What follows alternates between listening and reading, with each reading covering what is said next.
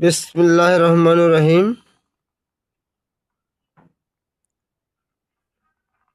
আমি সর্বস্তরের আইন প্রশাসনকে উল্লেখ করে বলছি, কিছু বাস্তবতা কথা তুলে ধরলাম। আশা করি যে আপনারা এটা সম্পূর্ণ বুঝে নেবেন। আমার দাদা মুসলিম উদ্দিন সরকার, সে সরাবাড়ি মৌজা ৩ নং ওয়ার্ড খাজনাগড়ের মধ্যে সে 22 খাতা সম্পত্তির মালিক ছিলেন। শেষ মুহূর্তে ইমতাজ খঙ্কারের ছেলে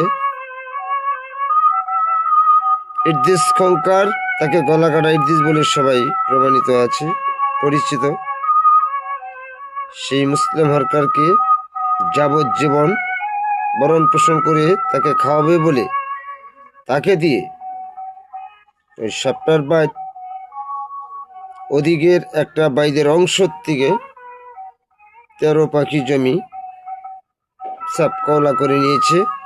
ওখানে কথা ছিল যে তাকে জীবন ভরা ভরণ পোষণ করবে। সেই ইদ্রিস জমিটা নেওয়ার পর তাকে আর কোনো ভরণ পোষণ করেনি। সেই জন্য আমি বলছি যে বিশ্বাসঘাতকের কত শাস্তি সেটা আমি দেখতে চাই। আমি আইন প্রশাসনের কাছে বিনীতভাবে বলছি যে এই স্বৈরাচার বিশ্বাসঘাতকের কি শাস্তি। সেই ইদ্রিস আমার দাদা মুসলিম সরকারকে বাড়ির থেকে তাড়িয়ে দেওয়ার পর তার এমন একটি করুণ কাহিনী গিয়েছে, তার ছেলেরাও তাকে দেখশন করেনি। এমনিভাবে অসহায় হয়ে সে না খেয়ে থাকতে তারপরে এই খোদার তাড়না মেটাবার জন্য ওই খাজনাগড়া বিভিন্ন বাড়িতে যেত আর বলতো যে আমার ওই তোমার আতপ চালের কুড়াগুলা আমার খাইতে খুব ভালো লাগে। এইভাবে চেয়ে সেই কুড়া চেয়ে এনে সেই পানি দিয়ে গুলে সেই চাপড়ি বানিয়ে খেয়েছে। এটা শত হাজার মানুষের প্রমাণিত আছে। সেই জন্য বলছি যে এই জমিটা, আমার জমির উপর কোনো লোভ নেই, আছে শুধু বেআইনি বিশ্বাসঘাতকের শাস্তি দিলে আমি খুশি হয়ে যাব।